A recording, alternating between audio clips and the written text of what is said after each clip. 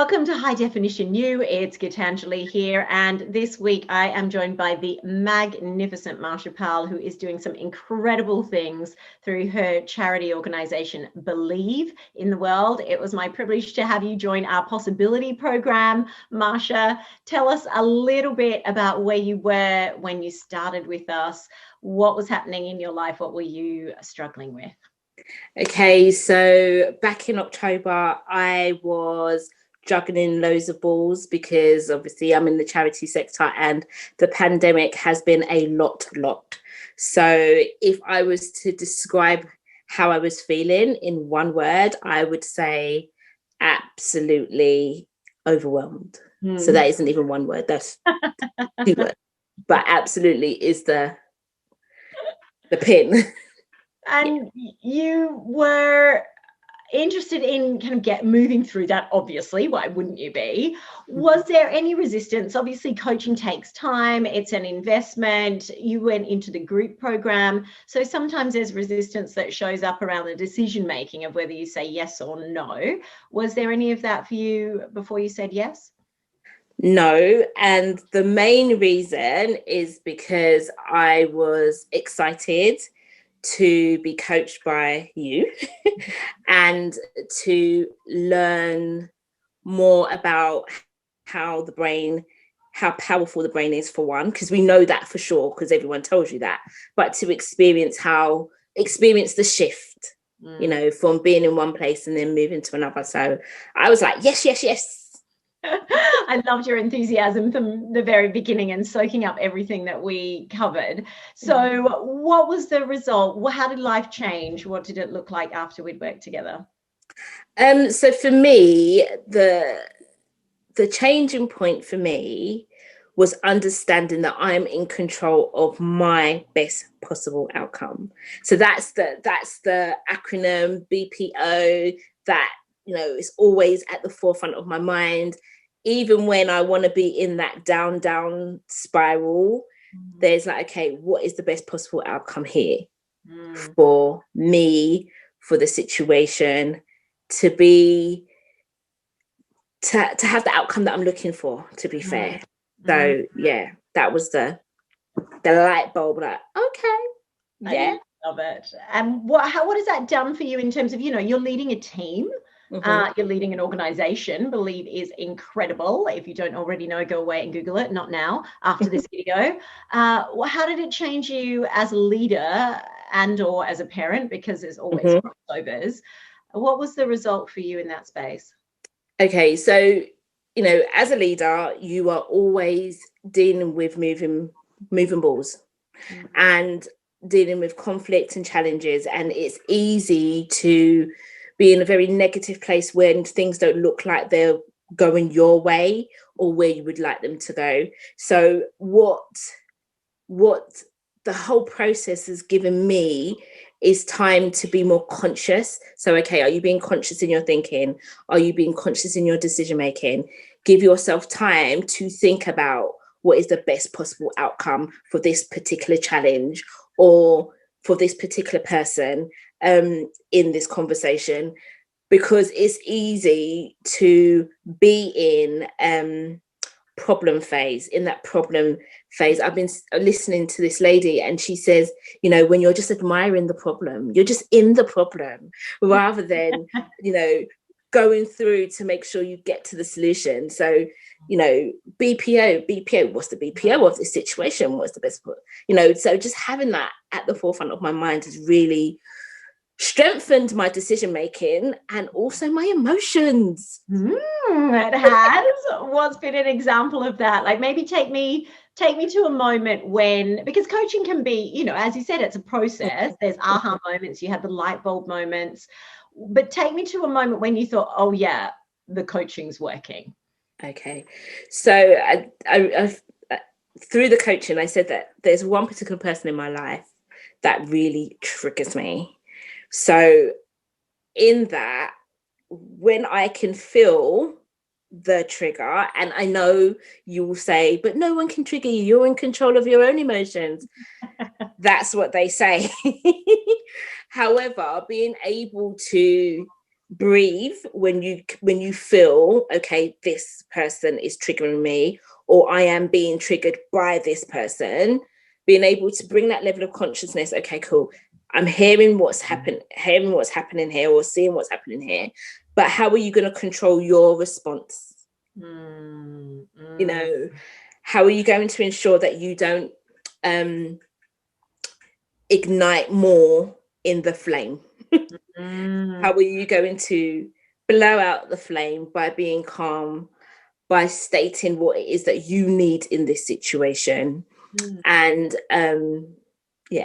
making sure that you're not continuing. You know, they say fire and fire, it just doesn't work. Yeah. So you have that inner sort of in the moment realization that coaching, it's happening, it's working, I'm doing all of these things and applying it. I love that, and I know we've talked about that through the course of the program and what that did and the shift that it made in, you know, your relationships, both professionally and personally.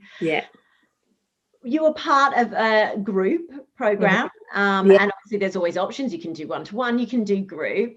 Share with us a little bit about what was beneficial for you from that experience, or indeed what you found challenging about it. What I thought and what I experienced was share beauty, to be fair. So, you know, they say small is beauty. Having a small group was great, because everyone came from very different backgrounds, but also different perspectives, and came with different challenges, whereby, you know, there was a continuous learning through each other. So whilst you was the coach, you know, hearing other people's experiences and even how they process information was really eye-opening, because sometimes, like, I do that actually, or I would have done that differently. However, I understand why you did it like that. So you're constantly, whilst you're being coached by you're also being coached by your peers, which is just absolutely beauty for me, anyway. Oh, I love that as a word, beauty, as part of that group experience. And obviously we talked a lot through the process around being a possibilist, and really starting to see that anything is possible when we rewire our brains. What do you see now as possible that before we started working together might have seemed impossible? Okay, so this year for my charity, we have decided that we're going to double up. And doubling up means doubling up the money that we bring into the charity. So we have a target to bring in 300k into the charity for 2021. I love that's in here on record. There it is. It's in there.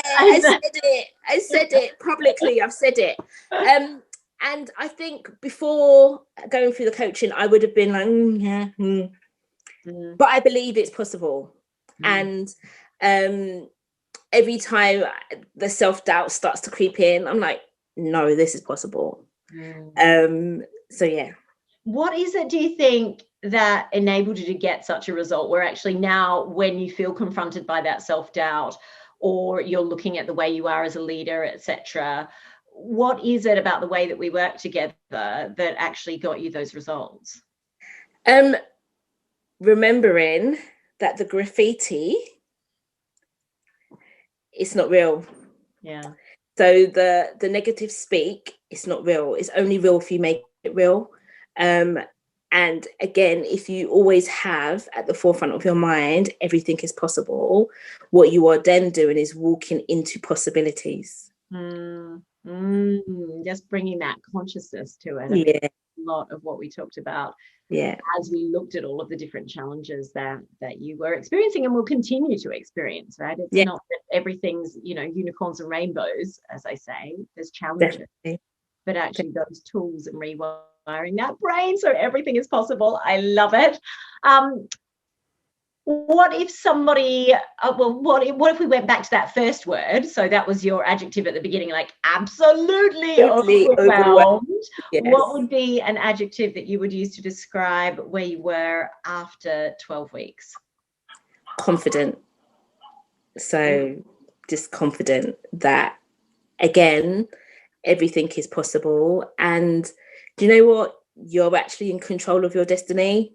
So there we go. Do you think people noticed something different about you as a result of the coaching? I mean, we experience this internally, behavior changes. What do you think people notice differently about you? Well, I work closely with my sisters, and after each of the sessions, I'd always share. So that's a part of our growth as a team. And